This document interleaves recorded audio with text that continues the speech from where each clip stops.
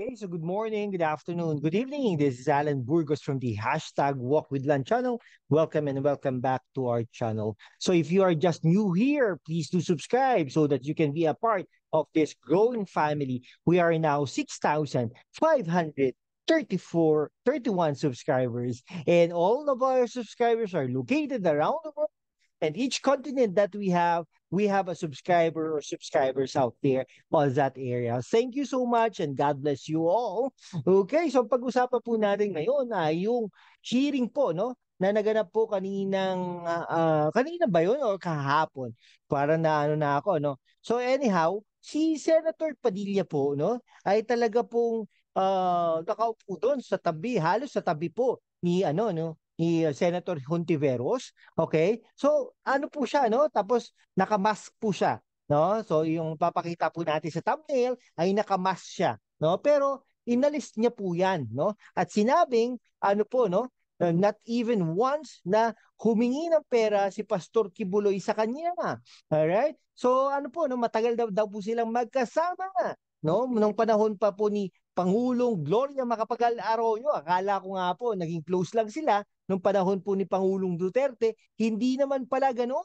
So parang tatlong presidente na ang nagdaan, naging close na sila. And tandaan po natin, naging ano po, no, 9 na taon pong naging Pangulo ang ating dating Pangulong Gloria Macapagal Arroyo.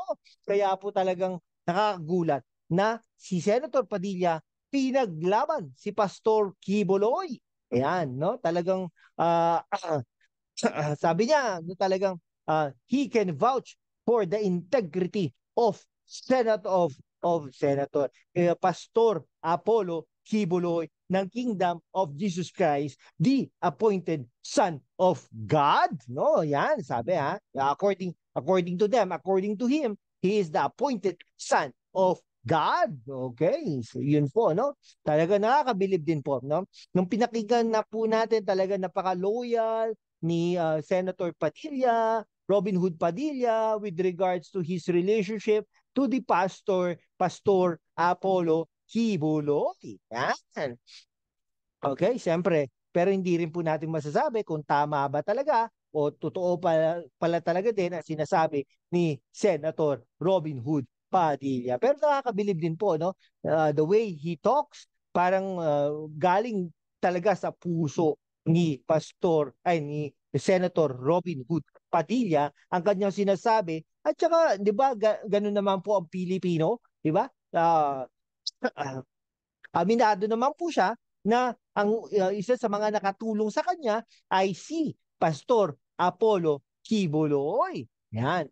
Okay, so kaya po talaga nakakabilib din po ito si Senator Robin Hood Padilla. Okay? So sa tingin ko po hindi naman po siya sumoplay, no? Meron po tayo isang video na pinag-uusapan natin ang pagiging supply ni Senator Robin Hood Padilla. Pero sa ating paniwala, hindi naman po siya sumapply sa kanyang mga sinabi. No? Talagang sinabi lang niya ay galing sa kanyang puso na parang pinagtatanggol at pinaglaban niya si Pastor Apollo Kibuloy. The same thing na kung maakusahan naman si dating Pangulong Rodrigo Roa Duterte at ipapatawag sa Senado, talagang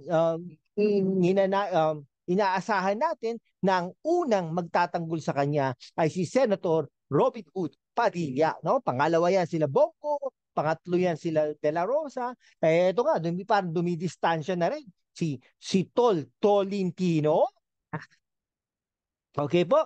Okay, sige po. Hanggang dito na lang po mga kaibigan ko. Kung hindi ka pa nakapag-subscribe sa ating channel, pakigawa naman po. Mag-subscribe na po kayo para naman we can be able to grow our channel more, and of course we can be able to maintain and sustain this channel. Thank you so much, guys. God bless you all.